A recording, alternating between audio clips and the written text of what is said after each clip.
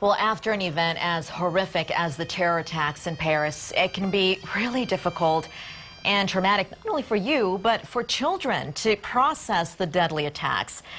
And video showing how one dad found a way to comfort his young son is going viral. But before we show you this video that is going viral, I just want you to know the exchange between him and his son is in French, so you'll have to follow the translation here. Here it is. Ils ont les pistolets, ils peuvent nous tirer dessus parce qu'ils sont très très méchants, papa. C'est pas grave, ils ont des pistolets, nous on a des fleurs. Bah les fleurs ça fait rien, c'est pour. Si regarde, tu vois, tout le monde pose des fleurs.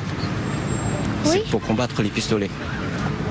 C'est pour protéger. Voilà. They have guns, but we have flowers, I think is something that people really were touched hearing that exchange between the father and the son. It's not an easy conversation, and so that is why we have Seton child psychiatrist Dr. Sonia Krishna this morning to explain how maybe you at home are trying to have some kind of conversation with your child. Good morning, and thank you for being here. Good morning, thank you. Such an important subject. Let's talk about when is the right time, the right age to talk to your children about what happened. Sure, it's a tragedy that no child is going to understand, as most adults don't understand, but we recommend talking to your child about these issues as soon as they start hearing about it, because they're going to hear about it anyway. We use 5 years of age as a benchmark because below that they don't really understand, but after 5 they're hearing about it. And they're asking questions, so don't just ignore the questions, try to give some kind of answers. And how do you answer some of these questions? Because they're so innocent and they're asking basic questions that maybe we may not have the answer to. I think that's exactly right. So I think acknowledging that there was an attack, but that it doesn't have to change your regular everyday life, and don't go into graphic details, and mostly just process the feelings that the child is experiencing. And doctor, some of the images that we are seeing on TV are very graphic. Yes.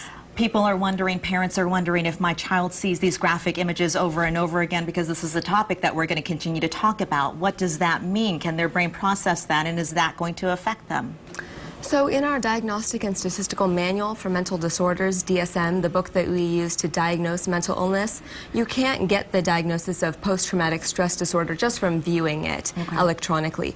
But we all know that when we view graphic images, we feel bad, and so children especially feel bad. Okay, so obviously limit the images that your kid is seeing. What are the signs that we need to watch out for, though? A sign that maybe something is wrong here?